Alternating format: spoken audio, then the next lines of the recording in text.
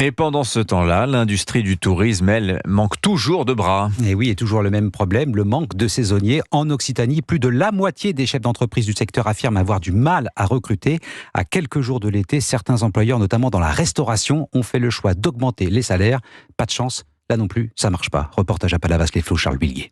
À un mois de l'ouverture de son restaurant à Canet-en-Roussillon, Fabrice manque de saisonniers. Pourtant, cette année, plus que jamais, ce patron fait de véritables ponts d'or aux candidats potentiels. On a dû investir, on a acheté une maison, mais uniquement pour les saisonniers. Et chez nous, un chef, c'est entre 3 000 et 3 500, chose qui était impensable il y a encore quelques années. Et l'avantage, c'est la prime en fin de saison, bien sûr. On récompense par un petit séjour en Espagne. Et là, on a encore 4 postes à pourvoir. C'est décourageant. Décourageant et inexplicable, car ces difficultés ne sont plus l'apanage de la restauration et de ses horaires contraignants. Désormais, même les boutiques de vêtements comme celle d'Anna sont concernées. Du coup, ces salariés à temps plein risquent d'être privés de vacances cet été. Pour poster nos vacances, c'est compliqué parce qu'on a du mal à trouver des personnes qui viennent nous remplacer parce que ici, il y a la plage, il y a la mer et la montagne. L'été, les gens, ils veulent pas travailler. Des patrons qui, hors micro, expliquent que de rares volontaires se portent candidats, mais souvent pour travailler de manière non déclarée. À Canet-en-Roussillon, Charles L'Huillier, Europe 1. Pas de saisonniers à Palavas-les-Flots et pas de correspondance métro à Paris. Fermeture des stations Concorde et Tuileries à partir d'aujourd'hui et jusqu'au 2 septembre.